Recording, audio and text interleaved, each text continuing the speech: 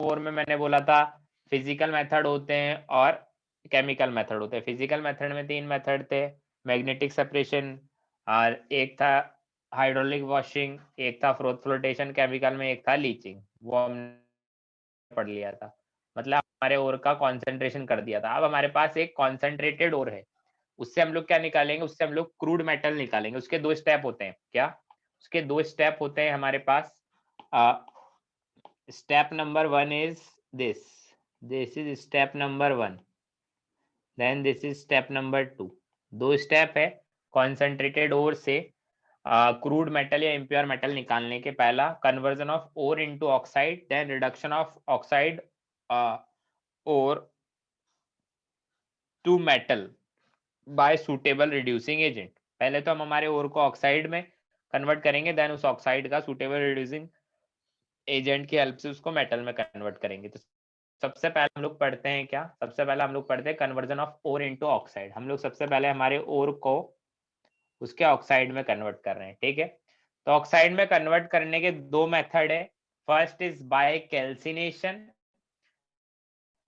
And second is by roasting. देखो red colour से दिख रहा होगा बी में बाय रोस्टिंग, और फर्स्ट होता है बाय कैल्सिनेशन। दोनों का यूज क्या है, तो देखो यहाँ पर ब्रैकेट में लिखा हुआ है एक चीज, यहाँ ब्रैकेट में एक चीज लिखा हुआ है, वो मैं दिखा देता हूँ तुम्हें। है ब्रैकेट में लिखा है, ये देख लो, ठीक है। सर ब्रैकेट एक बार ऊपर वाला पेज दिखाए ना। यूज्ड फॉर कार्बोनेट्स और यूज्ड फॉर कार्बोनेट्स और हाइड्रेटेड ऑक्साइड और कार्बोनेट और होते हैं या फिर हाइड्रेटेड ऑक्साइड और होते हैं, उसके लिए हम लोग इसका यूज करते हैं, ठीक है। अब इस प्रोसेस में क्या होता है, प्रोसेस में क्या होता है, उसका पॉइंट नंबर 1 क्या है।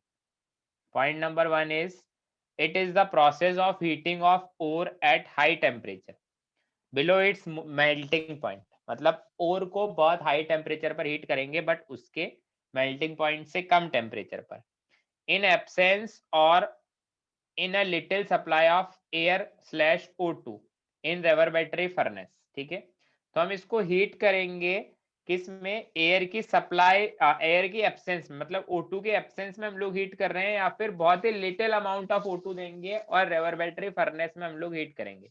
रेवर्बेटरी फर्नेस क्या होती है उसके बारे में भी बात करेंगे हम लोग जो हमारे को कॉन्सेंट्रेटेड ओर मिला है उसका ऑक्साइड में कन्वर्ट कर रहे हैं। उसका पहला मेथड है कैल्सिनेशन, दूसरा होता है रोस्टिंग। कैल्सिनेशन और रोस्टिंग में सिर्फ यही डिफरेंस होता है, कैल्सिनेशन एयर की एब्सेंस में होता है, रोस्टिंग एयर की प्रेजेंस में होता है, ठीक है। जैसे मान लो मैंने एक पेपर, मुझे जलाना है ना, मैंने अगर पेपर जला के छोड़ दिया तो वो जलता रहेगा, ऐसा ही होता है, बताओ। हाँ सर। हाँ हाँ सर। सर। बट अगर अगर मैं ऑक्सीजन के एब्सेंस में ये काम करूं, मैंने पेपर में आग लगा दी और ऑक्सीजन की एब्सेंस है, तो क्या पेपर जलता रहेगा? नहीं सर। नहीं सर। नहीं जलेगा, क्योंकि ऑक्सीजन के एब्सेंस में हमारा जो भी जो प्रोसेस है वो ऑक्सीजन के एब्सेंस में नहीं होगा। तो हमें कंटिन्यूअस हीटिंग करनी पड़ेगी उस पेपर को जलाने के लिए, क्योंकि ऑक्सीजन की एब्सेंस है तो स्पॉन्टेनियसली वो जलेगा नहीं, हमें कंटिन्यूअसली हीट उसको करना पड़ेगा। और हम लोग किसमें करते हैं, रेवर्बेटरी फर्नेस में। रेवर्बेटरी फर्नेस में क्या होता है, तो देखो, in this temperature is relatively lower than blast furnace. Blast furnace क्या, उसके बारे में भी बात करेंगे, बस डायरेक्टली यहाँ पर लिखा है कि इसका टेम्परेचर होता है ब्लास्ट फर्नेस से थोड़ा सा कम होता है। In this indirect heating of ore take place. Ore की जो हीटिंग होती है वो डायरेक्ट हीटिंग नहीं होती, इनडायरेक्टली हम लोग हीट करते हैं, है ना। एक तो डायरेक्ट हीटिंग का मतलब तो क्या है, डायरेक्ट उसको टेम्परेचर के कांटेक्ट में ले जाके रख दो। इनडायरेक्ट हीटिंग का मतलब इनडायरेक्टली ले जाके रख रहे हैं। तो फर्नेस है, देखो अभी देखो तुम्हारे को ना, अभी डायग्राम से कोई ज्यादा मतलब होना नहीं चाहिए। क्यों? क्योंकि एनसीईआरटी में आने ही रहा, स्टेट बोर्ड में है नहीं, हमें सिर्फ कंपटीशन के लिए पढ़ना है। फिर भी फर्नेस दिखती कैसी है उसका देखो डायग्राम है, ये फर्नेस है। ये यहाँ पर ये चार्ज का मतलब क्या है, चार्ज का मतलब क्या होता है, देखो एरो मार्क करके चार्ज लिखा हुआ है, ये क्या है, चार्ज का मतलब है कि जो हमारा कॉन्सेंट्रेटेड ओर है जिसको मेल्ट करना है, जिसका ऑक्साइड बनाना है, वो है ये जो ये वाले फायर ब्रिक्स है। ये ट्योर्ट्स का मतलब क्या होता है, ट्योर्ट्स का मतलब पता है किसी को? नहीं सर। इसका मतलब होता है यहाँ पर ये नोजल है, ये नोजल है जिससे हम लोग थोड़ा सा लिटिल सप्लाई ऑफ एयर देंगे। ये दो नोजल्स है। हॉपर का मतलब पता है क्या होता है? सर वो चिमनी टाइप चीज है। नहीं, मतलब ऐसा कुछ होता है ना कि जैसे मान लो हम लोग ऊपर से कुछ ऐसा होगा ये कि हमारे को ओर को डालने के लिए एक स्पेशल कुछ अरेंजमेंट होता है कि हम लोग और इजीली इसके अंदर डाल पाए, वो होता है हमारा हॉपर। ठीक है, ये मेरा चिमनी है। चिमनी का मतलब समझते हो, ये ऊपर वेस्ट गैसेज है, यहाँ पर वेस्ट गैस यहाँ से निकलेगा। ठीक है, हाँ सर। तो इसका ये एग्जैक्ट डायग्राम नहीं है, सिमेट्रिक डायग्राम है कि हाँ मेरा ऐसा अरेंजमेंट होता है किसका, हमारे रेवर्बेटरी फर्नेस का। ठीक है, अब देखो रेवर्बेटरी फर्नेस में होती है कैल्सिनेशन, बस इतना ही हमारे काम का। रेवर्बेटरी फर्नेस क्या होता है वो हमने देख लिया। ठीक है, और एक दूसरी चीज काम की क्या है, एब्सेंस ऑफ एयर में रिएक्शन होती है या फिर लिटिल सप्लाई ऑफ एयर, बहुत ही कम एयर का सप्लाई देना पड़ेगा। अब इंपॉर्टेंट चीज क्या है, इसमें होता क्या है कैल्सिनेशन प्रोसेस में? कैल्सिनेशन प्रोसेस करके हम लोग क्या क्या चीज को ऑब्टेन्ड कर सकते हैं, तो ये चीज इंपॉर्टेंट है।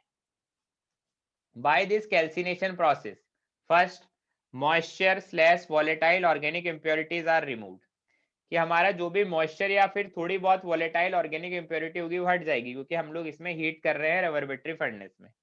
सेकंड, कार्बोनेट और बिकम्स ऑक्साइड। कैसे? जैसे मान लो कोई भी मेटल का कार्बोनेट होगा, कोई भी मेटल का कार्बोनेट होगा, उसको हीट करेंगे तो क्या बन जाएगा?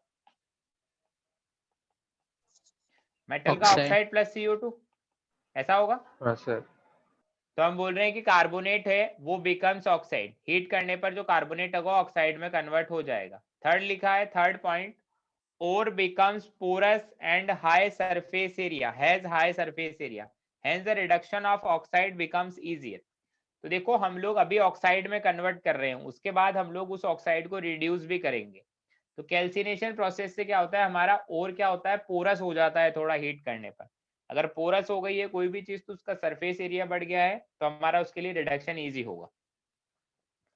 फोर्थ पॉइंट लिखा है, ore becomes porous because gases are evolve out. तो और के बीच बीच में से क्या होगा, गैसेज निकलेगी, तो और पोरस हो जाएगी। पोरस का मतलब वो ब्लिस्टर, ब्लिस्टर का मतलब समझते हो? ब्लिस्टर मतलब जैसे मान लो हमारे हमारे हाथ पर अगर गर्म पानी गिर जाए तो हाथ पे थोड़े थोड़े ब्लिस्टर हो जाते हैं, जिनको क्या बोलते हैं हम लोग, फफोले हो जाते हैं हाथों पे, देखे हैं ऐसा? हाँ सर। तो वैसा ही इसमें होगा, ओर को हमने हीट किया है तो ओर के बीच बीच में से गैसेस निकलेगी। जैसे कार्बोनेट होगा तो उसका CO2 गैस निकलेगा, या फिर मॉइस्चर होगा तो H2 गैस निकलेगा, या वोलेटाइल ऑर्गेनिक इम्प्योरिटी होगा तो वो निकलेगी। तो बीच बीच में से गैस निकलती है तो हमारे जो ओर होता है उसको पोरस बना देती है। ठीक है, ये 4 पॉइंट क्लियर है? एक डाउट है, थर्ड पॉइंट में हाँ, becomes porous and higher surface area होने से रिडक्शन ऑफ ऑक्साइड इजियर कैसे होता है? तूने कभी देखा होगा हम लोग अगर ऐसा बोलते हैं कोई भी कंपाउंड अगर पाउडर्ड फॉर्म में है तो वो ज्यादा रिएक्टिव होता है, जितना ज्यादा सरफेस एरिया होगा उसकी रिएक्टिविटी बढ़ती है। हम लोग ने देखा होगा कि जैसा हाइड्रोजनेशन में भी हम लोग H2 निकल लेते हैं, तो H2 निकल में निकल या फिर बाकी जो लोग होते हैं ये सब लोग हम लोग पाउडर्ड फॉर्म में लेते हैं। पाउडर्ड फॉर्म होता है तो सरफेस एरिया ज्यादा होता है तो रिएक्टिविटी ज्यादा होती है। ठीक है, हाँ सर। चलिए अब देखो इसमें रिएक्शंस लिखी हुई है कि जैसे मान लो अगर हमारा और ऐसा हो, एक सेकंड रुको, उसको थोड़ा सही लिख देता हूँ। डॉट XH2O है ना, x सही नहीं लिखा, मैं अच्छे से बना देता हूँ। XH2O में x कैसा है, मान लीजिए Al2O3 डॉट XH2, ये क्या है Fe2O3 डॉट XH2, क्या ये हाइड्रेटेड और है?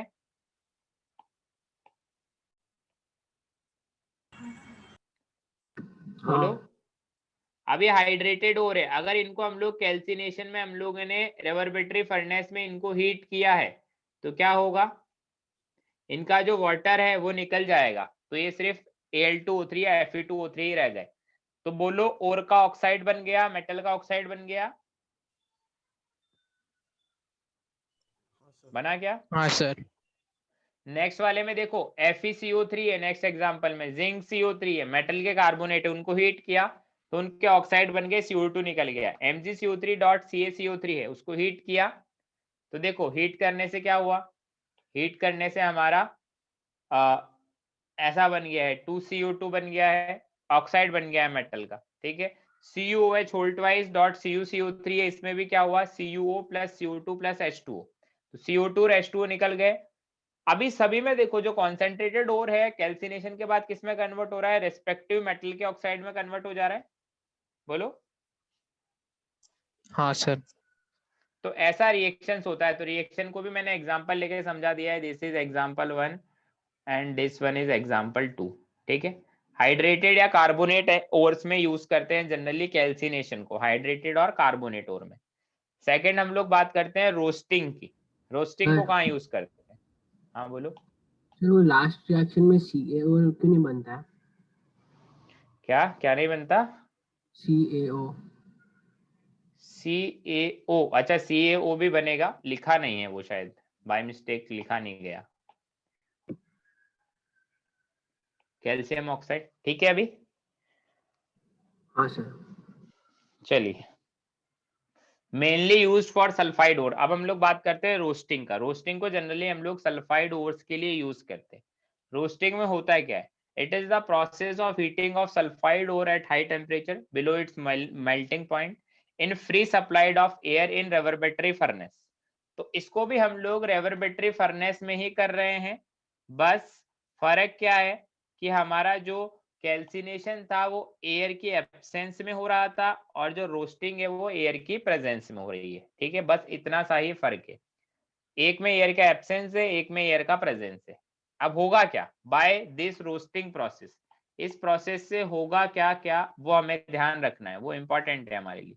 इस प्रोसेस से हमारे सामने होगा क्या क्या, तो हम बोलते हैं moisture, non volatile impurity like sulphur, phosphorus, arsenic are removed as volatile oxide. मतलब हमारी इम्प्योरिटी तो क्या थी, नॉन वॉलेटाइल थी, सल्फर की, फास्फोरस की, आर्सेनिक की, बट ऑक्सीजन की प्रेजेंस में रिएक्शन हो रहा है, तो ये क्या होगा, अपना रेस्पेक्टिव ऑक्साइड बनाएगी जो कि वॉलेटाइल होंगी।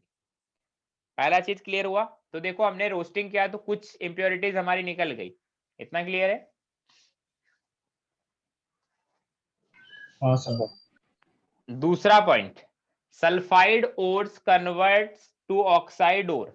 सल्फाइड ओर होगा, ऑक्साइड ओर में कन्वर्ट हो जाएगा, क्योंकि हम लोग ऑक्सीजन की प्रेजेंस में हीट कर रहे हैं। फिर ब्रैकेट में लिखा है however if concentration of SO2 gas is high and temperature is relatively low, so metal sulphates are formed. ये बहुत ही इंपॉर्टेंट पॉइंट है, ध्यान रखना है इस पॉइंट को। क्या कि हम लोग कभी भी सल्फाइड ओर को जब ऑक्साइड की प्रेजेंस में हीट करते हैं तो क्या बनता है, मेटल का ऑक्साइड। बट अगर कोई ऐसा एरिया आ जाए, जैसे हम रेवर्बेटरी फर्नेस में, तो हो सकता है फर्नेस में किसी एरिया में टेम्परेचर थोड़ा कम हो, किसी एरिया में टेम्परेचर थोड़ा ज्यादा हो। कहीं एक ऐसा एरिया है जहाँ पर टेम्परेचर कम हो और SO2 गैस की कॉन्सेंट्रेशन उधर ज्यादा हो, तो हमारा मेटल का ऑक्साइड नहीं बन के मेटल का सल्फेट बन जाता है, बट वो एज ए माइनर प्रोडक्ट होता है। तो मैंने रिएक्शन भी लिखी है दो एग्जांपल, 1 PbS का O2 से रिएक्शन करा तो PbO प्लस SO2, बट कभी कभी क्या होता है PbS O2 से रिएक्शन करके PbSO4 भी बना लेता है कभी कभी। तो उसमें लिखा है वेयर टेम्परेचर इज लो, यहाँ पर लिखा भी है जहाँ टेम्परेचर लो होगा वहीं पर ही ऐसा होगा, और ये एज ए माइनर प्रोडक्ट होगा। सेम मेरा जिंक के साथ रिएक्शन में ऐसा लिखा है, जिंक ऑक्साइड बना लेगा रोस्टिंग में, और जो SO2 गैस है कहीं कहीं पे SO2 की कंसेंट्रेशन ज्यादा हो तो जिंक ऑक्साइड ना बनकर जिंक का सल्फेट बन जाता है। तो वही यहाँ पर भी सेम थिंग है कि जिंक सल्फेट मेरा माइनर प्रोडक्ट होगा, मेजर तो मेरा जिंक का ऑक्साइड ही होगा, मतलब मेटल का ऑक्साइड ही मेरा मेजर प्रोडक्ट है। इतनी बात समझ आती है?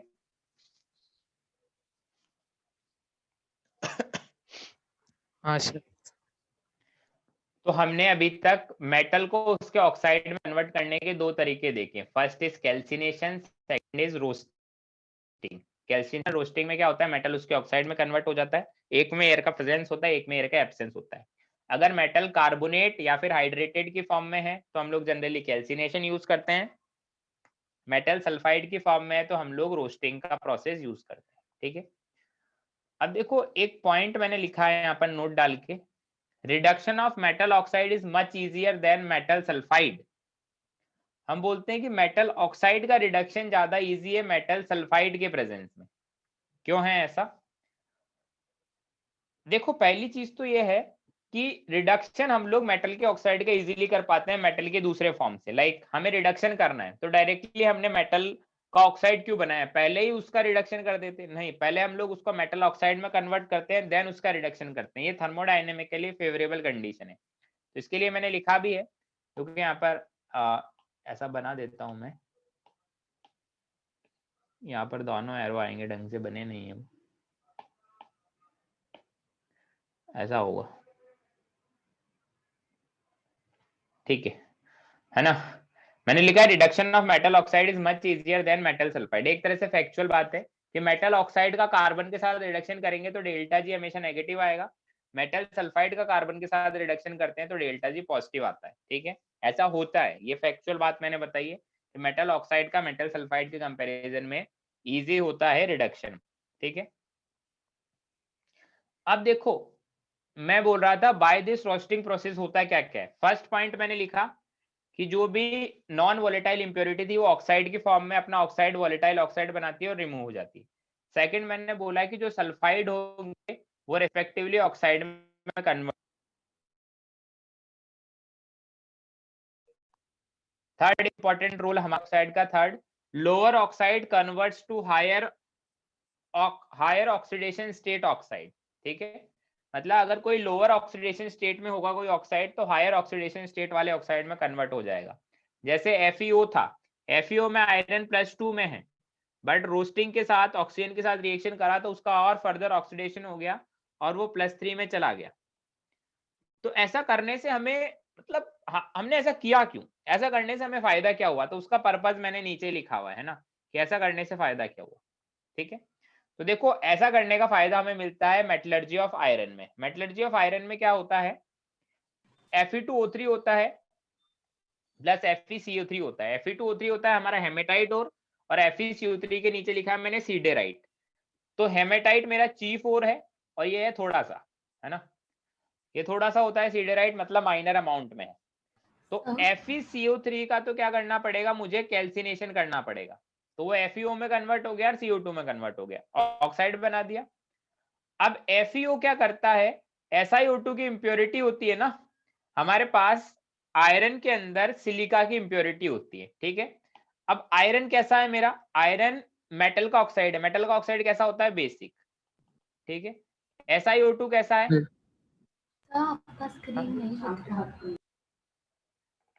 मतलब सिर्फ वो पार्टिसिपेंट लिस्ट वाला पार्ट ही दिख रहा है, आप जो पढ़ा रहे हो वो वाला स्क्रीन नहीं दिख रहा। हाँ सर,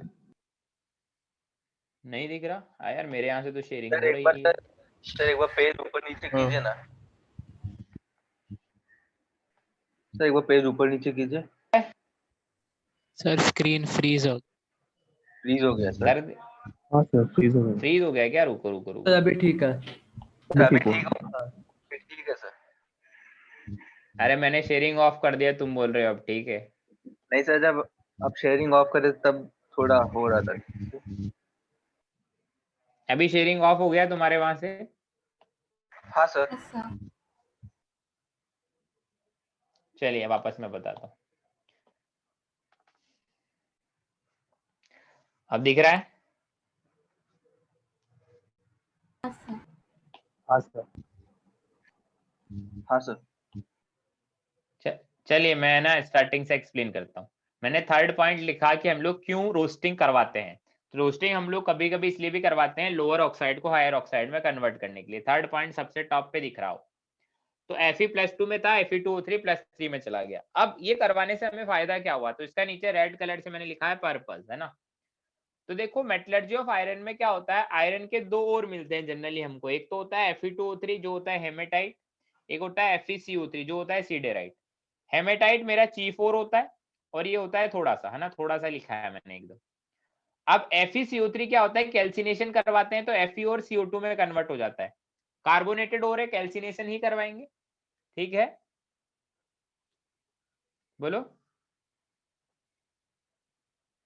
हाँ सर। हाँ आप देखो FeO जो था, जो सीडेराइट में था, उसके अंदर क्या हुआ है, उसके अंदर हुआ है, अब FeO था, FeO क्या होता है, FeO एक बेसिक ऑक्साइड होता है, मेटल का ऑक्साइड है तो बेसिक होगा। इसमें क्या होता है, SiO2 की इंप्योरिटी होती है, सिलिकॉन के ऑक्साइड की इंप्योरिटी होती है सिलिशियस इंप्योरिटी होती है। SiO2 कैसा होता है नेचर में? एसिडिक नॉन मेटल है। बताओ, बोलो। सर एक डाउट था सर। हाँ sir thermodynamically sir higher oxidation state का ही इजी होगा ना सर रिडक्शन करना? ऐसा किसने बोला? सर पूछ रहा हूँ। नहीं नहीं, ऐसा कुछ नहीं है। रिएक्शन देखो, रिएक्शन तो कोई सी भी हो जाती है। हम लोग जब रेवरबेटरी फर्नेस में रिएक्शन करवा रहे हैं वहां 2-2000 डिग्री सेल्सियस टेम्परेचर, तो रिएक्शन तो कोई सी भी हो जाएगी, थर्मोडायनेमिकली फेवरेबल हो चाहे ना हो। ठीक है, ओके सर। अब देखो यहाँ पर FeO बेसिक ऑक्साइड था, SiO3 इंप्योरिटी एसिडिक ऑक्साइड थी, दोनों ने रिएक्ट करके FeSiO3 बना दिया, जिसको हम लोग स्लैग बोलते हैं। स्लैग क्या होता है बाद में पढ़ेंगे, जिसको हम लोग स्लैग बोलते हैं, जो वेस्ट है हमारा। तो मैंने लिखा टू अवॉइड दिस रिएक्शन हम लोग FeO का रोस्टिंग करा देते हैं। रोस्ट से क्या होगा, वो FeO3 में कन्वर्ट हो गया, तो Fe2O3 कभी भी SiO2 से रिएक्शन नहीं करता। हमने लोहा बचा लिया, क्योंकि वो लोहा जिस एक्सट्रैक्ट कर पा रहे हैं, तो सीडेराइट वाला FeCO3 वाला तो क्या होता है, वेस्ट स्लैग की फॉर्म में निकल जाता, तो वो ना निकले इसलिए हम लोग FeO का क्या करवा देते हैं, रोस्टिंग करवा देते हैं। समझे? थर्ड पॉइंट को एक्सप्लेन किया मैंने यहाँ पर, बोलो। हाँ सर।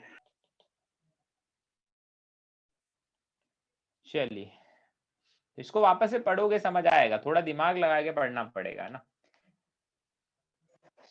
तो हमने देखो मेटल कॉन्सेंट्रेटेड ओर था, उसको उसके कॉरेस्पॉन्डिंग ऑक्साइड में कन्वर्ट कर दिया है बाय 2 मेथड से, कैल्सिनेशन और रोस्टिंग। कैल्सिनेशन एयर की एब्सेंस में होता है, रोस्टिंग एयर के प्रेजेंस में होता है।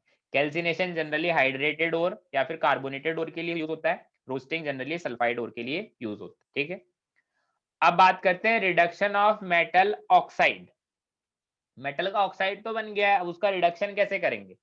तो पहला, अलग अलग मेथड होते हैं रिडक्शन के। फर्स्ट इज हाइड्रोमेटलर्जिकल रिडक्शन, तो हम इसमें लिखा है इट इज लीचिंग। ये टीचिंग दिख रहा है, टीचिंग नहीं है, लीचिंग है। इसको मैं बना देता हूं,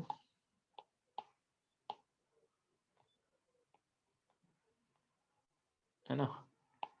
दिस इज लीचिंग, है ना। It is leaching use for AG and AO। Hydrometallurgical reduction क्या है, एक तरह से हमारा लीचिंग ही है। तो लीचिंग हम लोग हमारे मेटल को रिड्यूस करते हैं जिंक की साथ।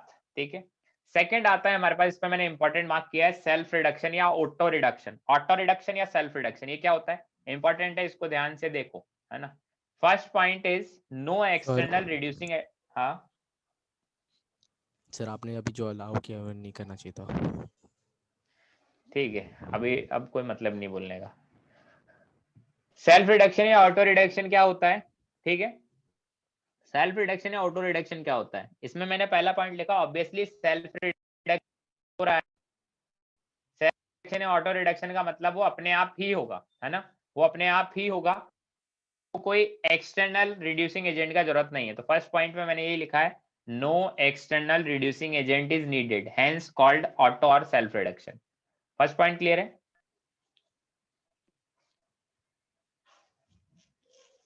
बोलो। सेकंड पॉइंट क्या है? Used for sulphide ores of less active metal, used for sulphide ores of less active metal.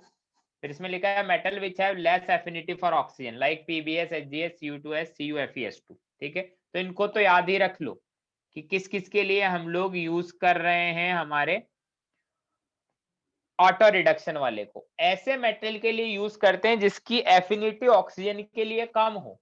Oxygen के लिए जिसकी एफिनिटी कम होगी मतलब वो इजीली रिड्यूस हो जाएगा, ऑक्सीजन के लिए जिसकी एफिनिटी ज्यादा मतलब इजीली रिड्यूस नहीं होगा। तो जिसकी एफिनिटी ऑक्सीजन के लिए कम हो वो इजीली रिड्यूस हो जाएगा, तो एक्सटर्नल रिड्यूसिंग एजेंट की जरूरत नहीं होगी, वो अपने आप सेल्फ रिड्यूस हो जाएगा। कैसे होगा उसके बारे में बात करेंगे।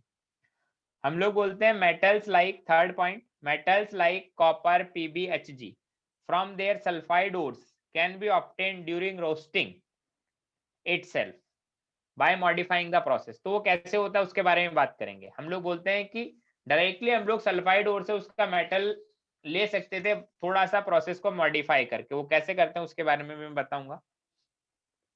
3 पॉइंट क्लियर है?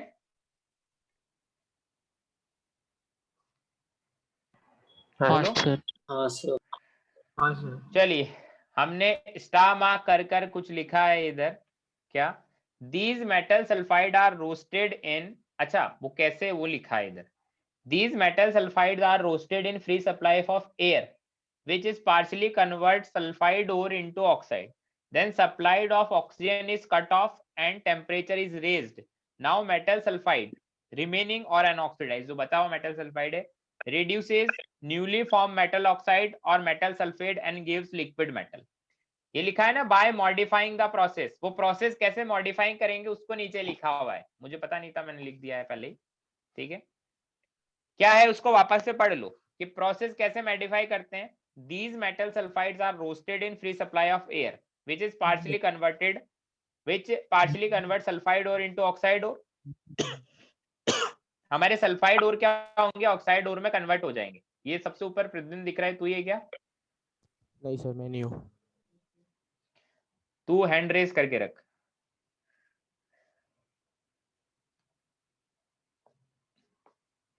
अरे यार, क्या तुम्हारी क्लास में एक से एक नमूने है।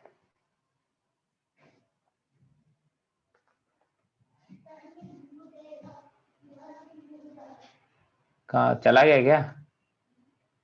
ये रहा सबसे नीचे।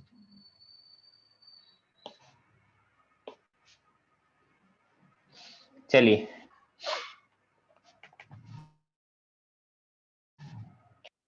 कि कैसे हम लोग डायरेक्टली रोस्टिंग से ही ऑक्साइड के साथ साथ डायरेक्ट मेटल निकाल सकते हैं। कैसे कि पहले तो क्या करूं, ऐसा करना होता है, देखो मैं लिखता हूं क्या करना है हमको।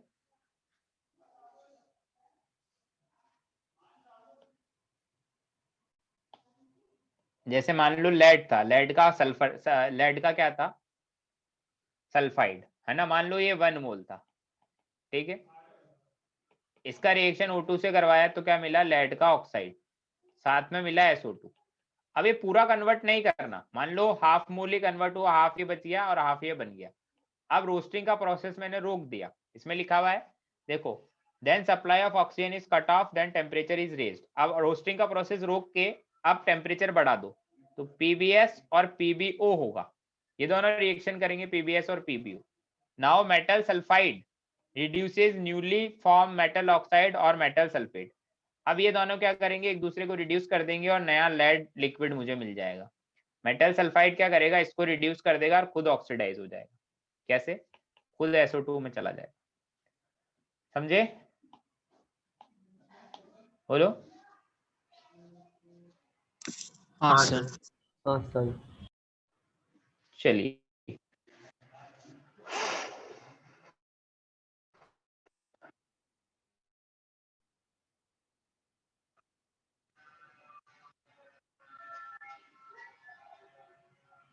अब कैसे होता है उसके लिए अलग अलग रिएक्शंस मैंने लिखा है, बाद में वो सब पता चल जाएगा देखते कि ये सेल्फ रिडक्शन इंपॉर्टेंट है, क्योंकि हमें पता होना चाहिए कि किन का होता है, तो किन किन का होता है वो मैंने ये लिखा है, ये रहा।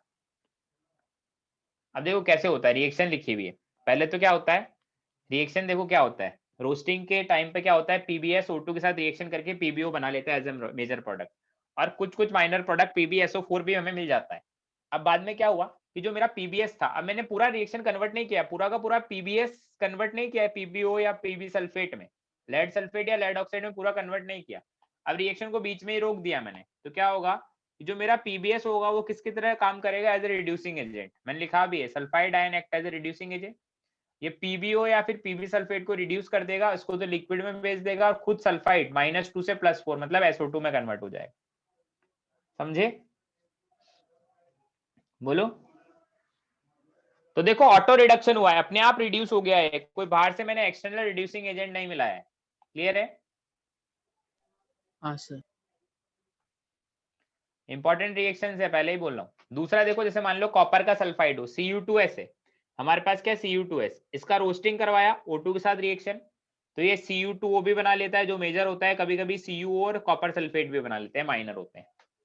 अब पूरा रिएक्शन नहीं करवाना, तो हमारा जो सल्फाइड होगा कॉपर का, वो इन बचे हुए लोगों को, इनको क्या करेगा, रिड्यूस करेगा। तो इनको कॉपर लिक्विड में रिड्यूस कर देगा, जिसको हम लोग बोलते हैं ब्लिस्टर कॉपर। ब्लिस्टर कॉपर क्या होता है इसके बारे में बात करेंगे, और SO2 हमारा फाइनल में निकल जाता है। ठीक है, चलिए ऐसा ही हमारे को मैंने Hg का लिखा हुआ है, Hg का भी सेम है क्या, HgO2 के साथ रिएक्शन करके HgO या फिर HgSO4 बना सकता है। फिर HgS क्या करेगा, HgO या HgSO4 को रिड्यूस कर देगा Hg लिक्विड में और SO2 गैस निकाल देगा। समझ गए, बोलो। इस पे एग्जाम्स में क्वेश्चन कैसे आते हैं? क्वेश्चन अभी थ्योरी पढ़ लो पहले एक साथ सारी, फिर क्वेश्चन जब देखोगे तब अपने आप पता चल जाएगा। अगर इनऑर्गेनिक में तुमने थ्योरी एकदम टेस्ट पे याद है और थोड़ी बहुत लॉजिकल तरीके से याद होनी चाहिए, फिर कर लोगे क्वेश्चन। क्वेश्चन कैसे भी तरह से पूछे जा सकते हैं। ठीक है, चलिए अब हम लोग रिडक्शन के बारे में बात कर रहे थे। तो पहला रिडक्शन पढ़ा हाइड्रोमेटलर्जिकल रिडक्शन, वो तो लीचिंग था, वही था, तो हमने पढ़ा नहीं। दूसरा पढ़ा सेल्फ रिडक्शन, जो इंपॉर्टेंट था कि अपने आप रिडक्शन हो रहा है। किस किस का, PbS, HgS, Cu2s, CuFeS2। Next है कार्बन रिडक्शन। कार्बन रिडक्शन का मतलब रिड्यूसिंग एजेंट कौन है, कार्बन रिडक्शन मतलब रिड्यूसिंग एजेंट कौन है, कार्बन। कार्बन। तो इसमें मैंने फर्स्ट पॉइंट लिखा है, carbon is one of cheapest reducing agent. ठीक है, कार्बन हमारा सबसे सस्ता रिड्यूसिंग एजेंट है। फिर सेकंड पॉइंट लिखा है, CO formed also act as a reducing agent. कभी कभी क्या होगा, कार्बन रिड्यूस होगा तो कार्बन खुद को ऑक्सीडाइज भी कर लेगा। तो कार्बन खुद को ऑक्सीडाइज करके या तो CO बना सकता है या CO2 बना सकता है, ऐसा ही होगा। तो या तो CO बना सकता है या CO2 बना सकता है। अगर CO बना है तो CO भी रिड्यूसिंग एजेंट की तरह काम कर सकता है। क्यों, क्योंकि CO फर्दर CO2 में ऑक्सीडाइज हो सकता है, तो CO खुद को और ऑक्सीडाइज कर सकता है, इसलिए वो रिड्यूसिंग एजेंट की तरह काम करेगा। थर्ड पॉइंट इंपॉर्टेंट है कि किसके लिए यूज करते हैं, हम यूज करते हैं Fe2O3, SnO2, PbO, ZnO, इन सब के लिए यूज कर सकते हैं। ठीक है, नेक्स्ट पॉइंट लिखा है, due to high melting point of iron tin. कितना होता है मेल्टिंग पॉइंट, लिखा हुआ भी है 2200 degree Celsius. High temperature is generated which require use of blast furnace. तो बोलते हैं हम लोग जहां हाई टेम्परेचर का रिक्वायरमेंट होगा वहां पर हम लोग ब्लास्ट फर्नेस का यूज करेंगे। कैसे होगा ये हम लोग आयरन के मेटलर्जी में देख लेंगे कि ब्लास्ट फर्नेस का यूज करके कैसे आयरन को कार्बन की हेल्प से रिड्यूस करवाते हैं, आयरन के मेटलर्जी में हम लोग देखेंगे। नेक्स्ट पॉइंट है, इस पर रेड कलर से स्टार मार्क किया है, carbon reduction is not used for oxides of Mn, chromium etc because they have greater affinity toward oxygen than carbon। तो इस पॉइंट को कौन एक्सप्लेन करेगा, इस वाले पॉइंट को क्या बोलना चाह रहा हूं मैं इसमें, बताओ। जिस पर ब्लैक कलर से मैंने मार्क किया ना, उस पॉइंट को एक्सप्लेन करो, क्या बोलना चाहता हूं मैं।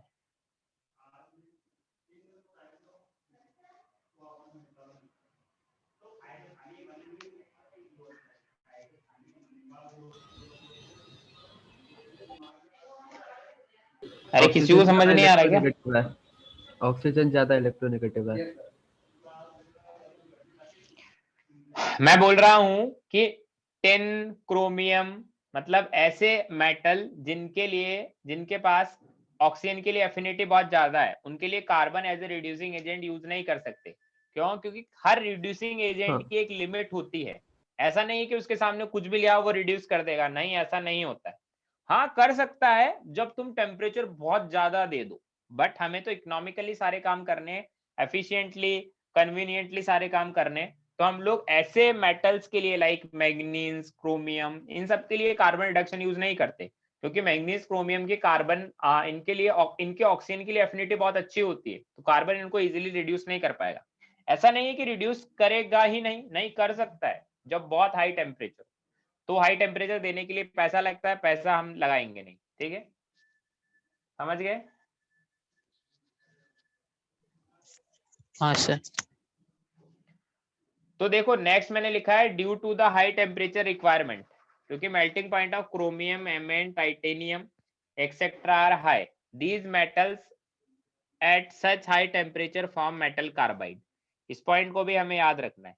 क्या है कि हमने क्या बोला कि जरूरी नहीं है कि सामने मेटल ऑक्साइड आए और कार्बन डाला है तो कार्बन उसको रिड्यूस ही कर दे, क्योंकि ऐसे मेटल्स जिनकी मेटलिक प्रॉपर्टी बहुत अच्छी होती है, तो मेटल की प्रॉपर्टी क्या होती है, वो हमेशा कैटायनिक फॉर्म में रहना चाहते हैं, वो इजीली रिड्यूस नहीं होना चाहते, है ना। तो जरूरी नहीं है कार्बन सामने आया तो वो रिड्यूस हो जाएंगे, वो क्या करेंगे, कार्बन सामने आया तो अपना कार्बाइड बना लेंगे ऑक्सीजन को छोड़कर, तो उसमें भी हम लोग कार्बन रिडक्शन यूज नहीं कर सकते। तो किस किस के केस में नहीं कर सकते वो केस याद रखे, क्रोमियम, Mn और टाइटेनियम, इनके केस में हम लोग कार्बन रिडक्शन इसलिए भी यूज नहीं कर पाते हैं क्योंकि ये कार्बन से ही रिएक्शन कर लेते हैं, खुद को रिड्यूस नहीं करेंगे, कार्बन से ही रिडक्शन कर लेंगे। समझ गए?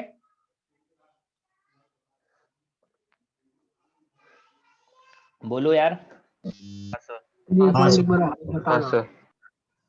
हाँ क्या हुआ, ये पॉइंट एक बार वापस बताए।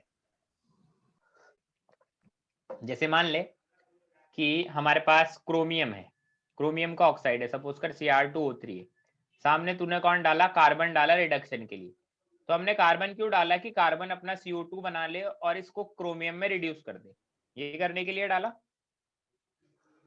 हाँ तो एक तो देख, पहले ही क्रोमियम इजीली रिड्यूस नहीं हो रहा था क्योंकि उसको हाई टेम्परेचर चाहिए था, इस वाले पॉइंट में मैंने ये बात बताई तुमको, ठीक है, उसको हाई टेम्परेचर चाहिए था रिड्यूस करने के लिए क्योंकि उसकी एफिनिटी ऑक्सीजन के लिए अच्छी थी, क्रोमियम की एफिनिटी ऑक्सीजन के लिए अच्छी है तो इजीली ऑक्सीजन को छोड़ेगा नहीं। अगर हमने हाई टेम्परेचर भी दिया तो क्रोमियम रिड्यूस नहीं होगा, इस कार्बन से ही रिएक्शन करके अपना क्या बना लेगा, कार्बाइड। वो कार्बाइड किस भी फॉर्म में हो सकता है, CrC2 फॉर्म में हो सकता है या फिर Cr4C3, जिस भी फॉर्म में वो कार्बाइड बनाएगा वो कार्बाइड बना लेगा। तो हमने उसको रिड्यूस तो नहीं कर पाए ना हम लोग मेटल को, बोलो। हाँ तो इसलिए भी हम लोग इन मेटल्स के लिए कार्बन रिडक्शन यूज नहीं करते।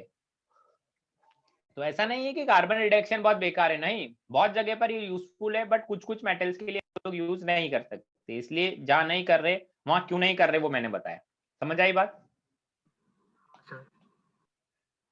चलिए अब बात करते हैं नोट। नोट डाल के मैंने पॉइंट लिखा है, carbon reduction is not used for sulfide of copper like Cu2s, CuFeS2। क्यों? क्योंकि जो सल्फाइड्स और होती है, जैसे हमने पढ़ा था PbS, HgS, Cu2s, इन सब के लिए सेल्फ रिडक्शन हम लोग यूज करते हैं, ठीक है, बोलो। हाँ सर। हाँ चलिए तो हमने देखो 3 मेथड पढ़े रिडक्शन के, सबसे पहला hydrometallurgical, then self reduction, then carbon reduction.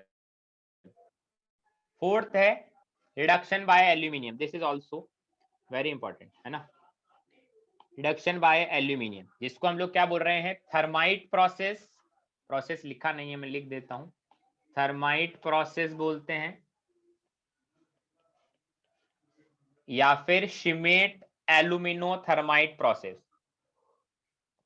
Thermite process बहुत इंपॉर्टेंट है और मैंने बहुत ही ब्रीफ में बहुत अच्छे तरीके से यहाँ पर लिखा है। देखो क्या लिखा है मैंने, फर्स्ट पॉइंट है oxide of chromium, manganese, molybdenum etcetera reduce by more active metals like aluminium. Obviously chromium और मैंगनीज को कार्बन तो रिड्यूस नहीं कर पाया था, ऊपर हमने देखा, तो हम लोग मोर एक्टिव मेटल लाएंगे। मोर एक्टिव मेटल इजीली क्यों रिड्यूस कर पाता है, जैसे एल्यूमिनियम इजीली क्यों रिड्यूस कर पाएगा क्रोमियम को, कोई बता सकता है?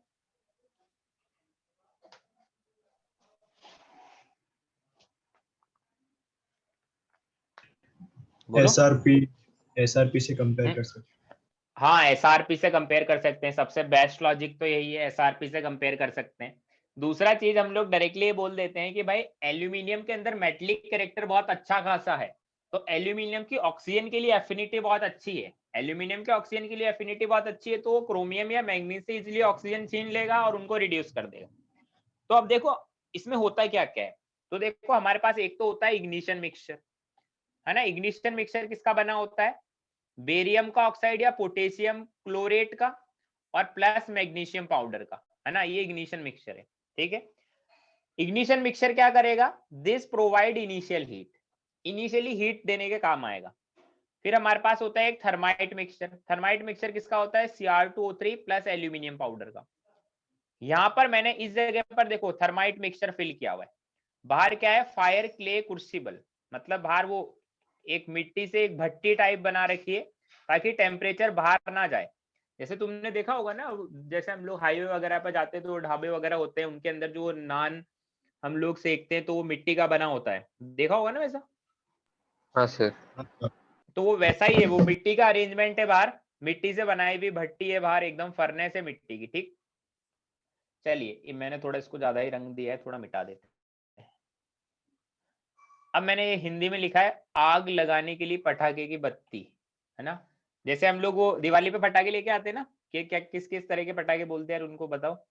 मैंने तो बात काफी टाइम हो गया मुझे पटाखे लगाए छुड़ाए हुए। जैसे है ना, मान लो ये मैं इधर बना के बताता हूँ। जैसे ऐसे वो छोटा वाला रेड कलर का पटाखा आता है ना, जो सबसे छोटा होता है, ऐसा दिखता है, उसके ऊपर ऐसी एक बत्ती सी होती है, देखी होगी ना, इसमें हम लोग आग लगा देते हैं तो पटाखा जल जाता है पूरा। तो यहाँ पर हम लोग उसी के लिए हम लोग मैग्नीशियम रिबन का यूज करते हैं।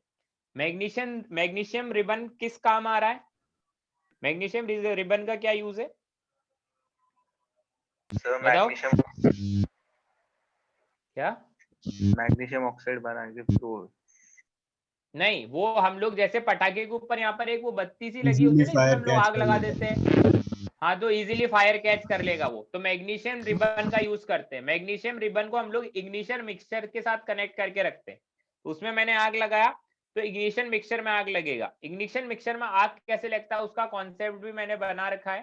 क्या मैंने क्या बना रखा है, मतलब ऐसा होता है, जैसे देखो, जैसे ही इग्निशन मिक्सचर में मैंने मैग्नीशियम रिबन में मैंने को जलाया तो इग्निशन मिक्सचर में क्या होगा, आग लगेगा। तो इग्निशन मिक्सचर में रिएक्शन क्या होती है, एक तो बेरियम का ऑक्साइड था, एक पोटेशियम क्लोराइड था, साथ में मैग्नीशियम पाउडर भी था।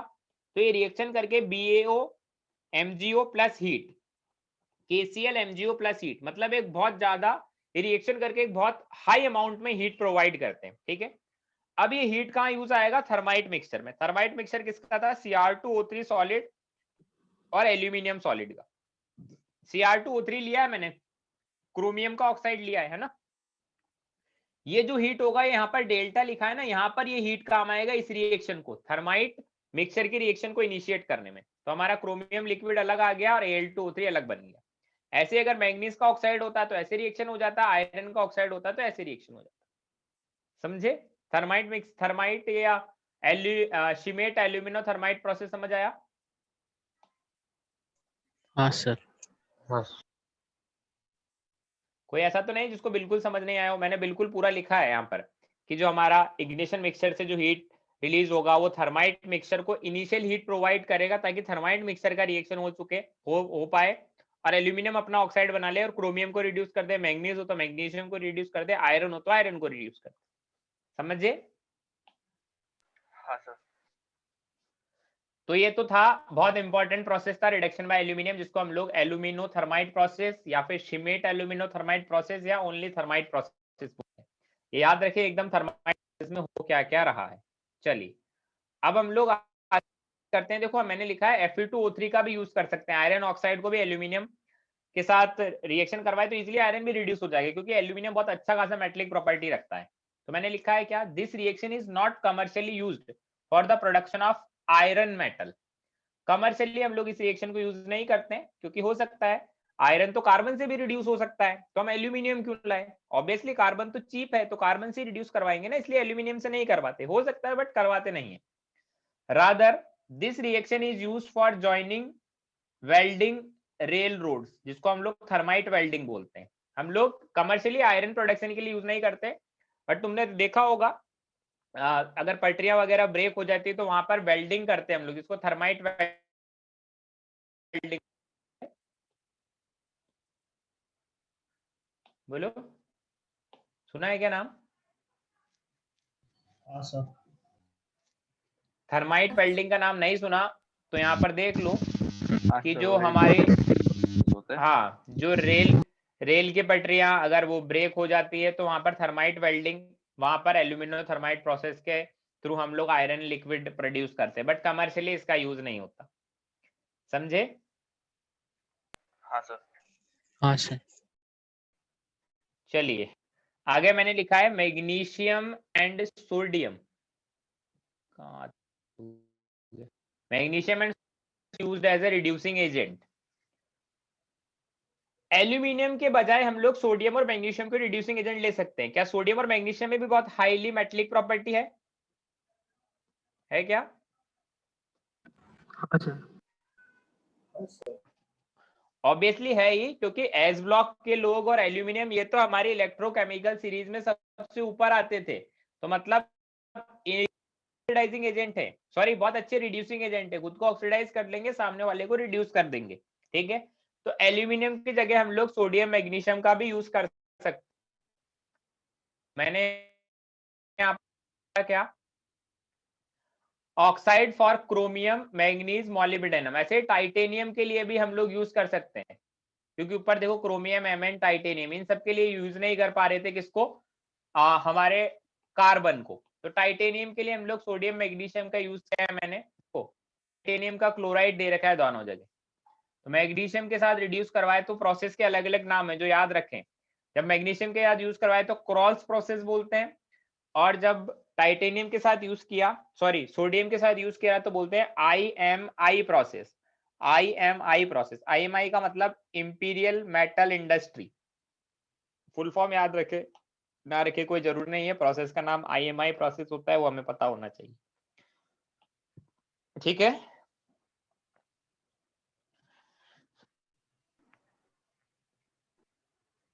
बोलो। हाँ सर।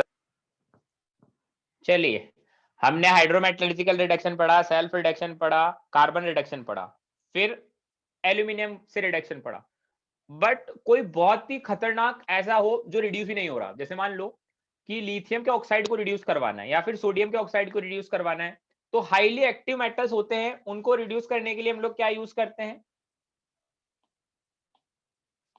जिनको कोई रिड्यूस नहीं कर पाएगा तो उनको कौन रिड्यूस करेगा, इलेक्ट्रोलाइटिक रिडक्शन। इलेक्ट्रोलाइटिक रिडक्शन, जो किसी से नहीं मान रहे वो बिजली के झटकों से मानेंगे, तो हम लोग इलेक्ट्रोलाइटिक रिडक्शन देंगे। पहली चीज, an expensive method as electricity is consumed in electrolysis, सबसे एक्सपेंसिव मेथड यही है, क्योंकि ऑब्वियसली इलेक्ट्रिसिटी का यूज हो रहा है ना, और लार्ज स्केल में हम लोग सारी चीजें बना रहे तो बहुत ज्यादा इलेक्ट्रिसिटी लगेगी। Second point, used for highly active metals like S block metals और aluminium in molten state, molten state में ही करेंगे। अच्छा कोई बताओ मोल्टन स्टेट में ही क्यों कर रहे हैं, एक्वस स्टेट में क्यों नहीं कर रहे?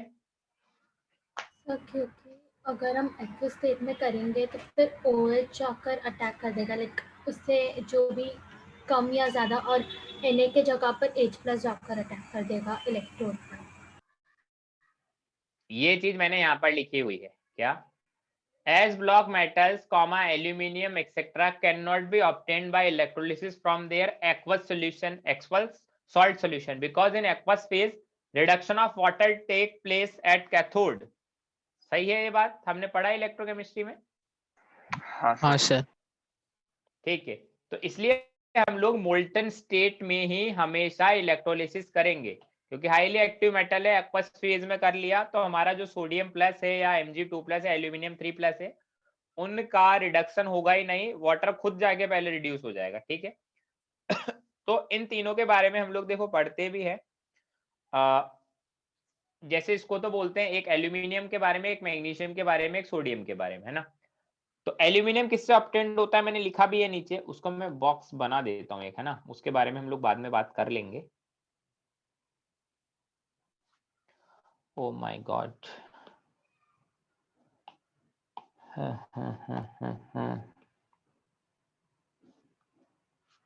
मैंने लिखा है obtain from Al2O3 cryolite Na3LF6 is added Hall Heroult's process. Hall Heroult's process होता है, हॉल हेरोल्ड प्रोसेस को हम लोग बाद में फ्यूचर में पढ़ेंगे इसी चैप्टर में। एल्यूमिनियम को इलेक्ट्रोलाइटिक रिडक्शन से ऑब्टेन किया जाता है with the help of hall Heroult's process. क्या होता है पढ़ेंगे हम लोग।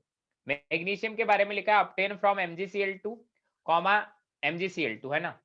NaCl and CaCl2 are used added to reduced, अच्छा अलग से लिखना पड़ेगा इसको, obtain from MgCl2, MgCl2 से obtain होता है और उसमें NaCl और CaCl2 are added, क्यों added to reduced melting point of melt। हम लोग क्या करते हैं, MgCl2 हमारा ऑब्वियसली लिक्विड फॉर्म में हमें लेना पड़ेगा क्योंकि मोल्टन फॉर्म में हम बात कर रहे हैं। तो MgCl2 का क्या होता है, मेल्टिंग पॉइंट बहुत हाई होता है, बहुत ज्यादा ही हाई होता है इसका मेल्टिंग पॉइंट। तो मेल्टिंग पॉइंट को कम करने के लिए उसमें हम लोग NaCl और CaCl2 डालते हैं ताकि हमारा जो मेल्ट है मतलब MgCl2 उसका मेल्टिंग पॉइंट कम हो जाए, ठीक है। थर्ड लिखा है सोडियम, सोडियम में लिखा है मैंने फ्रॉम डाउन्स प्रोसेस, है ना, ऑब्टेन फ्रॉम दो बार लिख दे क्या, Downs process obtain from NaCl, bracket में लिखा है CaCl2 is used to decreases melting point, ठीक है। अब हम लोग क्या करते हैं, एक डाउन्स प्रोसेस होता है उसका यूज करते हैं, जिसमें हम लोग CaCl2 लिक्विड होता है उसका डायरेक्टली इलेक्ट्रोलिसिस कर लेते हैं, और उसमें सॉरी NaCl का लिक्विड होता है उसका डायरेक्टली इलेक्ट्रोलिसिस कर लेते हैं, उसमें CaCl2 भी मिलाते हैं ताकि NaCl का थोड़ा सा हमारा मेल्टिंग पॉइंट कम हो जाए। हॉल हेरोल्ड्स प्रोसेस और सेकंड मैग्नीशियम वाला, ये दो चीजें तो हम लोग पढ़ेंगे, NaCl को नहीं पढ़ेंगे, तो भी मैग्नीशियम जैसा ही है, कुछ ज्यादा अलग नहीं है। ऑब्वियसली NaCl लिक्विड है ना, इसका इलेक्ट्रोलिसिस कर दो तो एनोड पर सोडियम इकट्ठा हो जाएगा, कैथोड पर Cl2 गैस, सॉरी कैथोड पर, हाँ सही बोला मैंने, ठीक है। तो ऐसा होगा, हम लोग देखेंगे कैथोड पर NaCl सोडियम इकट्ठा हो जाएगा और एनोड पर Cl2 गैस इकट्ठा हो जाएगी। उसको क्या पढ़ना है, समझ गए? बोलो। हाँ सर। नेक्स्ट लिखा है also used electrolyte for copper and zinc from their salt in aqueous solution, used only when high purity copper zinc are needed because it is costly method. तो हम लोग बोलते हैं इलेक्ट्रोलाइटिक रिडक्शन कॉपर और zinc से भी में भी यूज कर सकते हैं हम लोग, बट कॉपर जिंक में उसका एक्वस सॉल्यूशन चलेगा, क्योंकि कॉपर जिंक तो वाटर के नीचे आते हैं ना, तो कॉपर जिंक में एक्वस सॉल्यूशन चलेगा, बट एस ब्लॉक और एल्यूमिनियम में एक्वस सॉल्यूशन नहीं चलेगा। तो कॉपर जिंक में भी हम लोग इलेक्ट्रोलाइटिक रिडक्शन कर सकते हैं। ऑब्वियसली इलेक्ट्रोलाइटिक रिडक्शन तो कहीं भी करो तुम, बट हम लोग जनरली यूज नहीं लेते क्योंकि बहुत कॉस्टली होता है। तो मैंने लिखा है also used for copper zinc from their salt in aqueous solution when high purity copper zinc are needed because it is costly. हम लोग तभी यूज करेंगे जब कॉपर जिंक हमें हाई प्योरिटी में चाहिए, बिल्कुल प्योर ही कॉपर चाहिए, तब यूज करेंगे। समझ आया?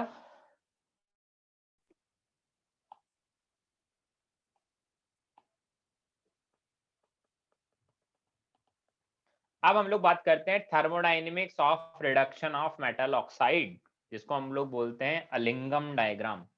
बहुत बहुत बहुत बहुत ज्यादा इंपॉर्टेंट है, इससे दो श्योरली क्वेश्चन आते ही आता है इसके ऊपर, इसके कॉन्सेप्ट के ऊपर बेस्ड, ठीक है। क्या होता है अलिंगम डायग्राम? बहुत आसान है ना। थर्मोडायनेमिक्स पढ़ रहे हैं हम लोग मेटल ऑक्साइड की, कि मेटल ऑक्साइड जो रिड्यूस होता है, m डॉट ओ का मतलब होता है मेटल ऑक्साइड। तो देखो मैंने पहला पॉइंट लिखा हुआ है, spontaneity of A reaction can be checked by delta G value. ये चीज तुम्हें पता होगी, डेल्टा जी जीरो होता है मतलब इक्विलिब्रियम पर है, डेल्टा जी नेगेटिव मतलब स्पॉन्टेनियस है, डेल्टा जी पॉजिटिव मतलब नॉन स्पॉन्टेनियस। समझ गए? ये तो पता ही है इतना कि डेल्टा जी की वैल्यूज क्या क्या हो कि रिएक्शन स्पॉन्टेनियस, नॉन स्पॉन्टेनियस या फिर इक्विलिब्रियम पर हो, ठीक है। इतना आप समझ आ गया। अब मैंने लिखा है what is Ellingham diagram. Ellingham diagram है क्या भला? मतलब एलिंगम डायग्राम कोई डायग्राम है? नहीं, एलिंगम डायग्राम एक ग्राफ है ना, ग्राफ है ये। ग्राफ किस किस के बीच में है उसके बारे में भी बात कर लेते हैं। इसको मैं थोड़ा सा रब कर देता हूँ, यहाँ पर सही से लिखा नहीं है, मैं लिख दूंगा ना। एलिंगम डायग्राम एक तरह से एक ग्राफ है ना, ग्राफ किस किस के बीच में उसके बारे में भी बात कर लेते हैं। अभी रुको मैं थोड़ा मिटा दूं इसको। ग्राफ है delta G not F versus temperature के बीच में, delta G not F versus temperature के बीच में हमारा ग्राफ है ना। डेल्टा जी नॉट एफ क्या होता है? ये होता है delta G not F is standard Gibbs free energy change, standard Gibbs free energy change for formation of m dot o, मतलब मेटल ऑक्साइड।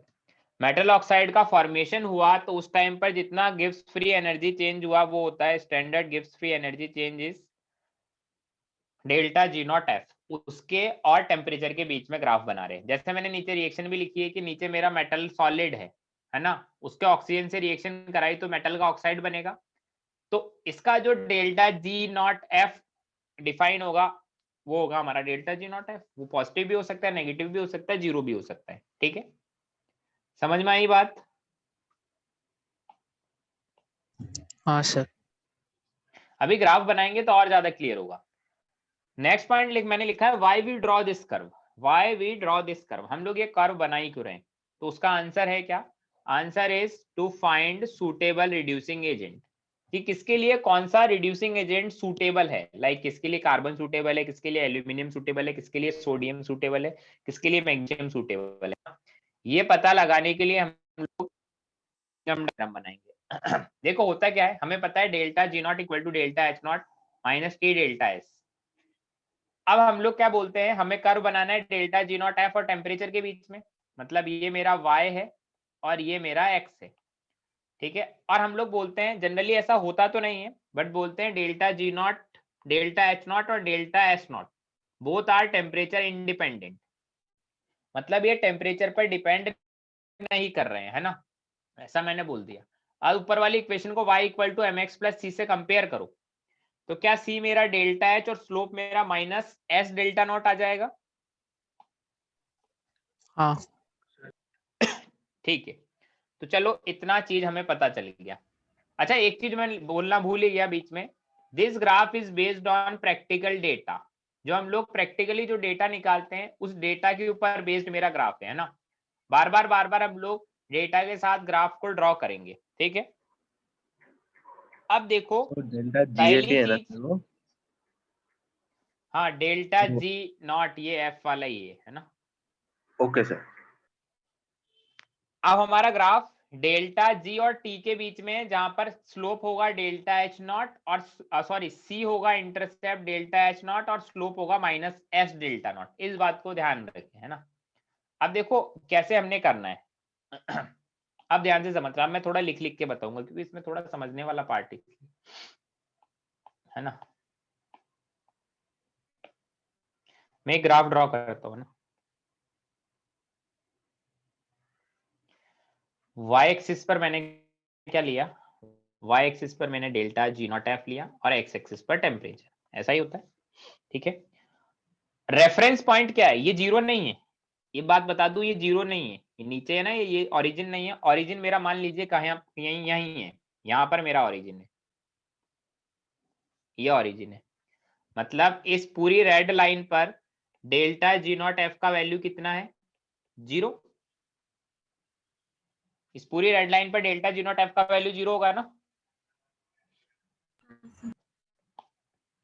अब मैंने किसी पर्टिकुलर मेटल ऑक्साइड के फॉर्मेशन का डेल्टा जी नॉट और अलग अलग टेम्परेचर पर ग्राफ बनाया, है ना। तो मेरा ग्राफ कुछ ऐसा आया, ऐसा, ठीक है। ये मेरा ग्राफ है किसी भी मेटल के लिए पर्टिकुलर, ठीक है। और डेल्टा जी नॉट एफ ध्यान रखना क्या होता है, फॉर्मेशन का होता है। फॉर्मेशन किसका, मेटल ऑक्साइड का फॉर्मेशन, ठीक है। चलिए मान लीजिए ये है ना, ऐसा मान लीजिए ये इस पर्टिकुलर यहाँ पर जहां इसने क्रॉस किया है, यहाँ पर इसके कॉरेस्पॉन्डिंग जो टेम्परेचर है वो टी नॉट है। ग्राफ का जो नीचे वाला पार्ट है वो डेल्टा जी नॉट एफ से नीचे आ रहा है, जीरो से नीचे, मतलब ये ए वाला पार्ट नेगेटिव है, ऊपर बी वाला पार्ट डेल्टा जी के हिसाब से पॉजिटिव है, ऐसा ही होगा। बोलो। हाँ तो देखो अब ध्यान से समझना, है ना, ये चीज समझ आ गई तो फिर क्वेश्चन हो जाएंगे हमारे। मैं क्या बोलता हूं, मैं बोलता हूं फॉर ए पोर्शन, ए वाले पोर्शन के लिए हम लोग क्या बोलते हैं, ए वाले पोर्शन के लिए हम लोग बोलते हैं कि हमारा मेटल सॉलिड होगा, अगर O2 से रिएक्शन करेगा तो क्या बनाएगा, अपने मेटल का ऑक्साइड। और उस टाइम उसके लिए डेल्टा जी नॉट एफ का वैल्यू कैसा है, पॉजिटिव है या नेगेटिव है,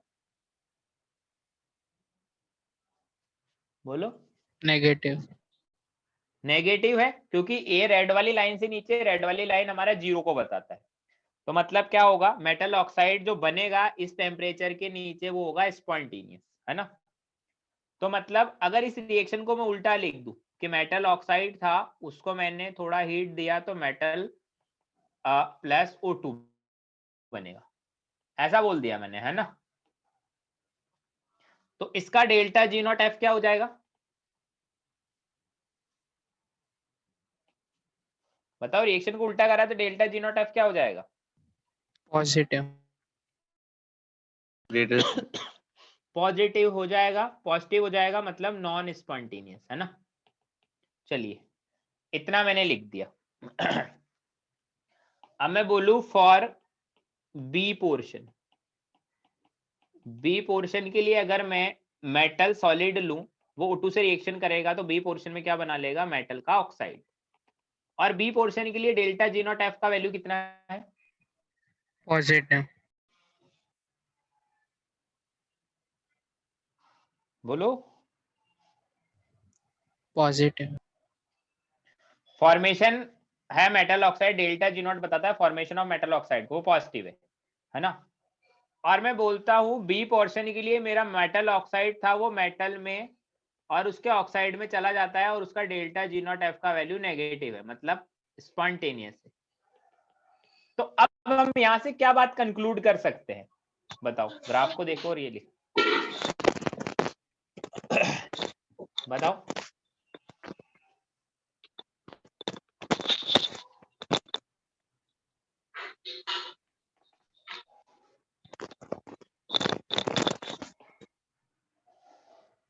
हम लोग क्या चीज बोल रहे हैं यहां से, बताओ।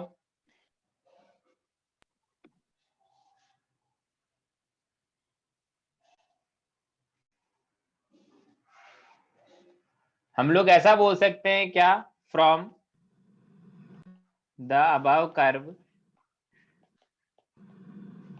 We can say that dissociation temperature of metal oxide is T naught, ऐसा बोल सकता हूं क्या मैं, बोलो। ये बात समझ आई, मैंने बोला कि हमारे मेटल ऑक्साइड का डिसोसिएशन टेम्परेचर T नॉट होगा, इस ग्राफ से हम ऐसा बोल सकता हूं, क्या बोल सकता हूं ऐसा,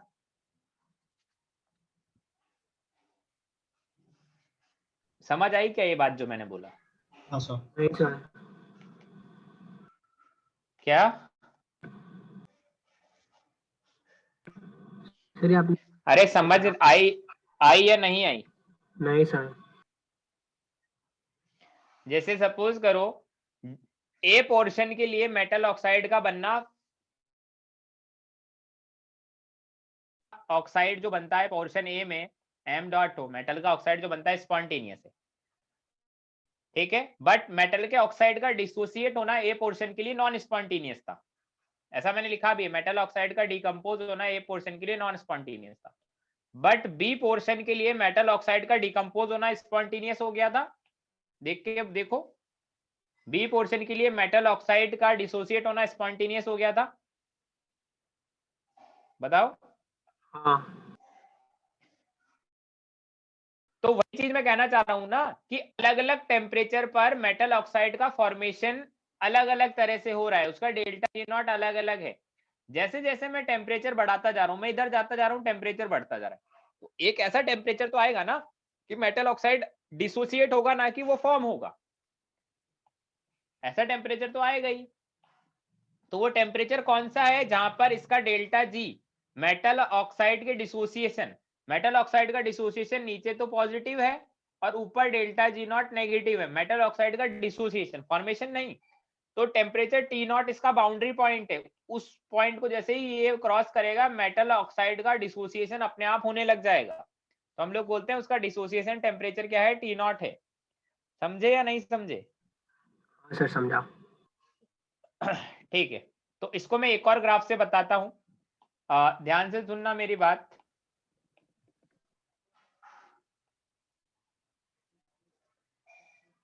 मैंने ऐसा बनाया है ना, मैंने एक ग्राफ यहां पर मैंने रेफरेंस पॉइंट लिखा, मान लीजिए यहां पे लिखा, ये रहा, है ना। ये ग्राफ किसके बीच में, graph again delta G not F और टेम्परेचर के बीच में। हर मेटल के लिए अलग अलग ग्राफ आएगा। मान लीजिए 3 मेटल ऑक्साइड के लिए मैंने ग्राफ बनाए, एक ग्राफ बनाया मैंने ये, एक ग्राफ बनाया मैंने ये, एक ग्राफ बनाया मैंने ये, है ना। ये जो पहला वाला ग्राफ था, मान लीजिए ये Ag2O के लिए था, मेटल के ऑक्साइड के लिए ग्राफ होगा क्योंकि ऑक्साइड का ही फॉर्मेशन कर रहे हैं। दूसरा वाला ग्राफ HgO के लिए था, तीसरा वाला ग्राफ ZnO के लिए था। मान लीजिए कि यहाँ पर जो कॉरेस्पॉन्डिंग टेम्परेचर है ये T1 है, यहाँ पर कॉरेस्पॉन्डिंग टेम्परेचर T2 है, यहाँ पर कॉरेस्पॉन्डिंग टेम्परेचर T3 है ना, और ये वैल्यू है delta G naught F equal to 0। तो किसको डिकम्पोज करना सबसे टफ है हमारे लिए? किसको डिकम्पोज करना सबसे टफ है? T3 T3। जिंक ऑक्साइड सबसे ज्यादा स्टेबल है, उसको डिसोसिएट करना हमारे लिए सबसे ज्यादा मुश्किल है। क्यों? क्योंकि हम लोग बोल सकते हैं ना T3 सबसे बड़ा है, देन T2 से छोटा, देन T1 सबसे छोटा, ठीक है। तो हम लोग बोलते हैं क्या हम लोग बोलते हैं ऐसा कि Ag2O को हीट देंगे। अब देखो हम लोग यहाँ पर मेटल ऑक्साइड को उसके रेस्पेक्टिव मेटल में चेंज कर रहे हैं, मतलब हम लोग रिड्यूस ही तो कर रहे हैं। रिड्यूस किससे कर रहे हैं? हीट देकर। अगर मैं हीट दे दे के रिड्यूस करने लगा तो बहुत ज्यादा खर्चा आएगा, है ना। क्यों बहुत ज्यादा खर्चा आएगा? क्योंकि हीट देने में खर्चा तो लगता ही है। तो मैं हीट ना दूं, मैं मान लो मैं कोई रिड्यूसिंग एजेंट लूं तो थोड़ा कम खर्चा आएगा। जैसे मान लो जिंक को मैंने हीट दिया तो जिंक प्लस O2 मिला, तो हम बोलते हैं यहाँ पर क्या, temperature is very high, temperature is very high, so economically not efficient. तो हम लोग क्या करते हैं, किसी रिड्यूसिंग एजेंट का हेल्प लेते हैं। तो चलिए नेक्स्ट ग्राफ में रिड्यूसिंग एजेंट का हेल्प लिया जाए। तो एक ग्राफ और देखो उसमें हमने क्या करना है उसको समझ लेना अच्छे से, ठीक है। ग्राफ बनाता हूं मैं ना।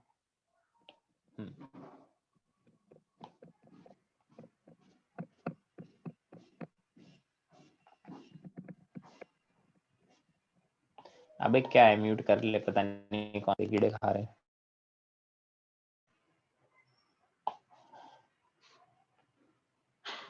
ये जो रिड्यूसिंग एजेंट है उनके ग्राफ तो याद रखने ही है, कौन कौन से रखने हो मैं बता दूंगा। ऐसा है मान लो, है ना। जीरो वाली लाइन कहाँ है उसको छोड़ दो अभी, है ना। ये वाला सपोज करो, ये वाला ग्राफ तो किसके लिए? जिंक के लिए। जिंक का फॉर्मेशन, ये कार्बन का फॉर्मेशन, मतलब कार्बन फॉर्म होके कार्बन का ऑक्साइड बना रहा है ना, उसके लिए, ठीक है। ऊपर वाला ये जिंक वाला ग्राफ अलग बता दिया, कार्बन वाला अलग बता दिया। मान लीजिए इस इतने एरिया के लिए x1 है इसका, इस एरिया के लिए ये x2 है, और ये मिले यहाँ पर, उसके बाद चेंज हो रहा है। ये मान लीजिए x4 है, इसका डेल्टा जी, इसका डेल्टा जी मान लीजिए x3 है ना। इधर डेल्टा G नॉट F है और इधर टेम्परेचर है। अब हम लोग बोल देते हैं कि दो रीजन है। कौन से दो रीजन है? एक तो जहां पर इनका पॉइंट ऑफ इंटरसेक्शन था उसका लेफ्ट वाला रीजन ए बोल देते हैं और उसका राइट वाला रीजन बी बोल देते हैं। दो रीजन है। दो रीजन कौन कौन से हैं? देखो ये वाला दो रीजन में डिवाइड कर दिया है मैंने इसको। जहां पर ये लोग इंटरसेक्ट हुए ना उससे दो रीजन मैंने बना दिए। दोनों रीजन समझ आ गए? रीजन ए लेफ्ट वाला, region right, region B right वाला। बोलो। हाँ सर। हाँ चलिए तो मैं इस लाइन को मिटा देता हूँ ना, लाइन बनाने का कोई सेंस नहीं है, बस रीजन समझाना था। चलिए अब देखो होता क्या है, हम लोग बात करते हैं सबसे पहले फॉर रीजन ए। हम लोग अब पता लगाएंगे सुटेबल रिड्यूसिंग एजेंट कौन होगा। फॉर रीजन ए क्या होगा? जिंक था, O2 में गया, ZnO बना लिया, उसके लिए डेल्टा G नॉट F कितना था? x1, है ना। फॉर्मेशन के फॉर्म में लिख रहे हैं तो x1, अगर डिफॉर्म की फॉर्म में लिखेंगे तो ZnO plus zinc plus O2, तो ये माइनस x1 हो गया। बोलो समझ आती है इतनी बात? कार्बन था, O2 के साथ रिएक्शन करा, क्या बनाया? CO। कार्बन था, O2 के साथ रिएक्शन करा, क्या बनाया? CO। इसके लिए x2 था, x2 ही तो था। देखो ए रीजन के लिए कार्बन वाले में डेल्टा G का वैल्यू x2 था और ZnO के लिए डेल्टा G का वैल्यू x1 था, ठीक है। अब इन दोनों रिएक्शन को ऐड कर दो, है ना। ये रिएक्शन 1 और ये रिएक्शन 2 ऐड करेंगे तो क्या होगा? ZnO plus carbon gives zinc plus CO। इसका अगर तुम लोग डेल्टा जी नॉट एफ निकालोगे इस रिएक्शन का, ओवरऑल रिएक्शन का, तो कितना आएगा? x2 माइनस x1, यही आएगा। हाँ। अब x2 और x1 को देख के बताओ कौन बड़ा है कौन छोटा है?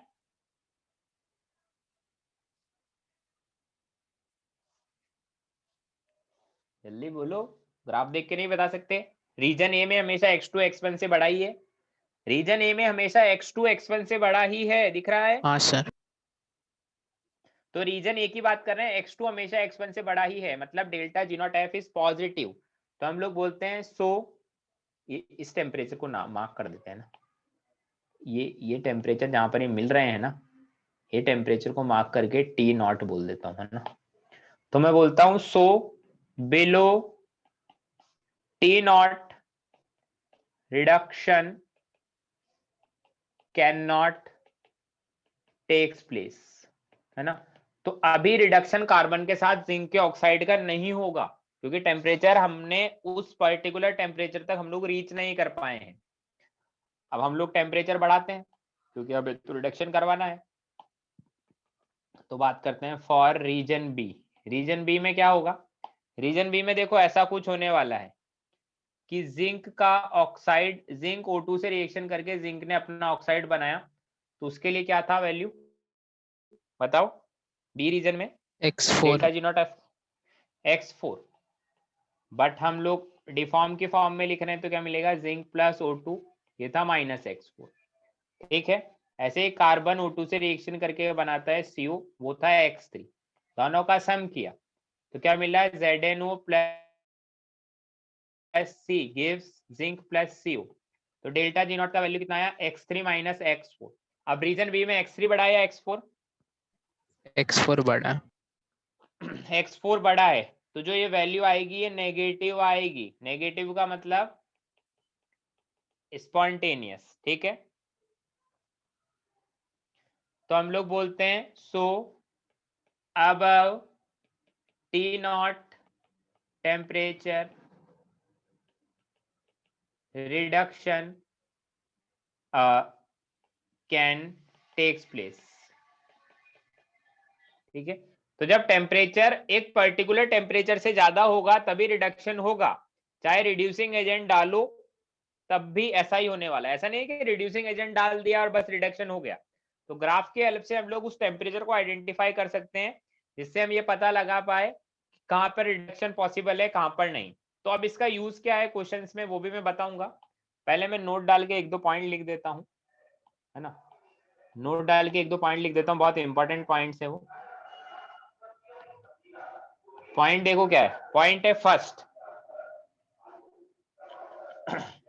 फर्स्ट पॉइंट इज, सर एक डाउट है। हाँ बोलो। सर हमें पता कैसे चलेगा किसका डिसोसिएशन का लिखना है और किसका फॉर्मेशन का?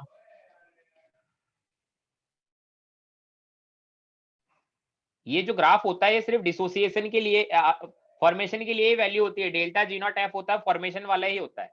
लिखना क्यों है वो तो मैंने रिएक्शन बनाने के लिए लिखा है ना, कि मैं कौन सी दो रिएक्शन को ऐड करूं कि मेरा नीचे वाला फाइनल रिएक्शन आ जाए, ठीक है। अभी तो ये तो मैंने प्रूव किया है, ये जो मैंने प्रूव किया है ना वो डायरेक्ट कंक्लूजन से हम लोग आंसर निकालेंगे। ये तो मैंने प्रूव दिया है, कंक्लूजन क्या है वो तो मैं नोट डाल के लिख रहा हूँ। अभी तुम कंक्लूजन देखो, ठीक है। हाँ सर। ये तो प्रूफ बताया मैंने कंक्लूजन का, ठीक है।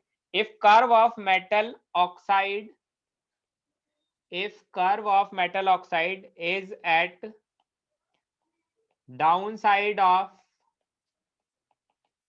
reducing agent curve, then is not possible। मैंने क्या बोला कि अगर मेटल ऑक्साइड का कर्व रिड्यूसिंग एजेंट के कर्व से नीचे होगा तो रिडक्शन नहीं होगा। देखो रीजन ए में ऐसा ही है ना, मेटल का कर्व रिड्यूसिंग एजेंट के कर्व से नीचे है, दिख रहा है रीजन ए में मेटल का कर्व रिड्यूसिंग एजेंट के कर्व से नीचे। बोलो, अरे बोलो यार। हाँ सर।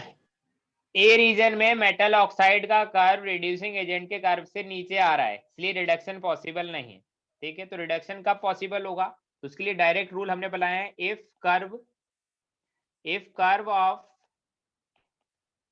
metal oxide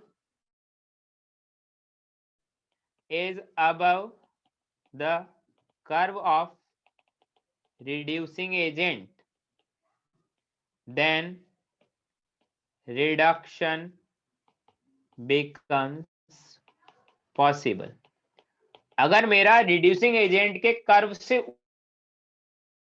ऊपर आता है मेटल ऑक्साइड का कर्व, मतलब जैसा कि हम लोग देख पा रहे हैं रीजन बी में मेटल ऑक्साइड का कर्व रिड्यूसिंग एजेंट के कर्व से ऊपर आ रहा है, तो डायरेक्टली हम लोग बोल देंगे रिडक्शन पॉसिबल है। समझ गए? बोलो।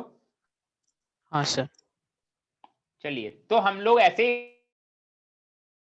कर्व हमें दिया होगा, हमें पता लगाना पड़ेगा कि कहाँ रिडक्शन पॉसिबल है कहाँ नहीं। तो तुम्हें बस यही देखना है कि जिसका कर्व ऊपर आता है, मतलब मेटल ऑक्साइड का कर्व रिड्यूसिंग एजेंट से ऊपर आ रहा है तो पॉसिबल है, नीचे आ रहा है तो नहीं है। ठीक है, अब हम लोग नेक्स्ट पॉइंट क्या लिख रहे हैं? So we can divide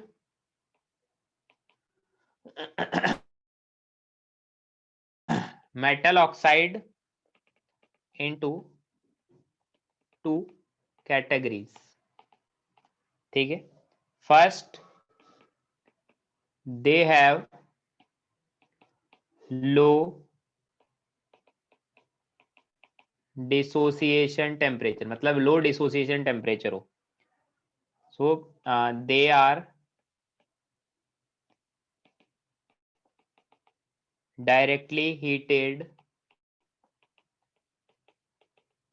to achieve metal, है ना? No reducing agent is needed. मैंने क्या बोला कि अगर किसी का डिसोसिएशन टेम्परेचर बहुत कम है, मतलब कोई मेटल ऑक्साइड होगा, उसका कोई ना कोई तो डिसोसिएशन टेम्परेचर होगा, वो कम है, तो डायरेक्टली हीट करके हम लोग मेटल ऑब्टेन कर लेंगे, कोई रिक्वायरमेंट नहीं होगी किसी भी रिड्यूसिंग एजेंट की।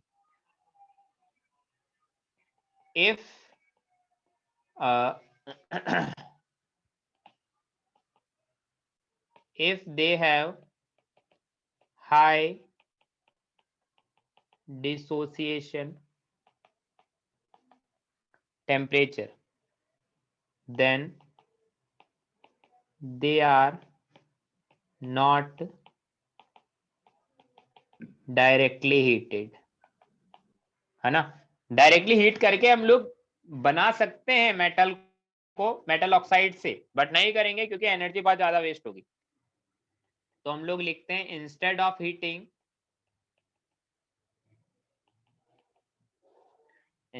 Heating suitable reducing agent is added। समझ आती इतनी बात? बोलो।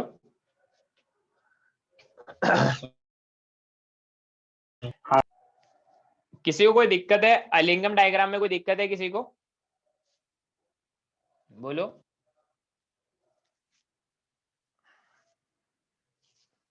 नहीं है कोई परेशानी? एक डाउट है, वो जो स्लोप है वो नीचे की तरफ आना चाहिए ना? मतलब नीचे की तरफ आना चाहिए का क्या मतलब? ऊपर की तरफ जा रहा है, स्टार्ट होना चाहिए ना? स्लोप क्या? नेगेटिव है इसलिए किसका स्लोप नेगेटिव है? दो का है, सर, मेटल ऑक्साइड वाले का पॉजिटिव है, कार्बन वाले का नहीं। सर आपने जो फर्स्ट डायग्राम बनाया था ना, लिंगम डायग्राम, ये हाँ सर ये है। हाँ, जो क्या हुआ इसमें?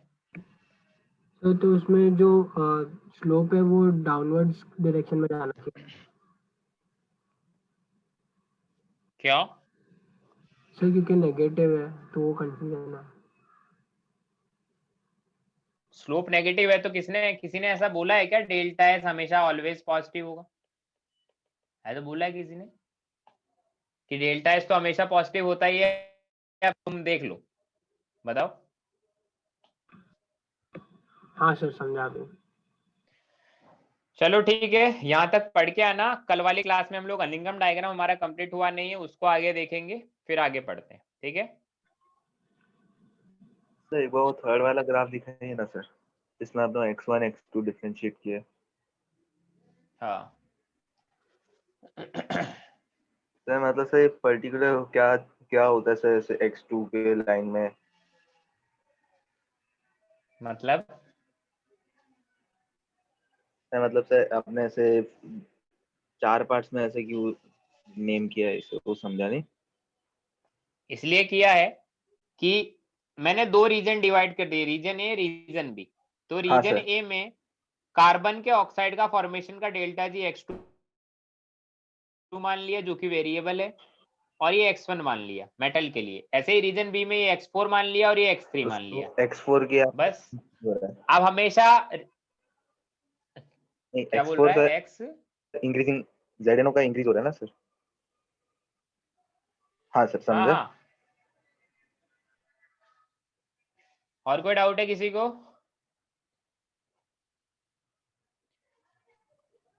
चलिए बाकी हम लोग कल पढ़ते हैं ना, सर ठीक है। केमिस्ट्री हाँ बोलो। एनसीईआरटी के बदले बोर्ड्स की बुक से पढ़ेंगे तो इनफ है कि एनसीईआरटी भी पढ़ना है?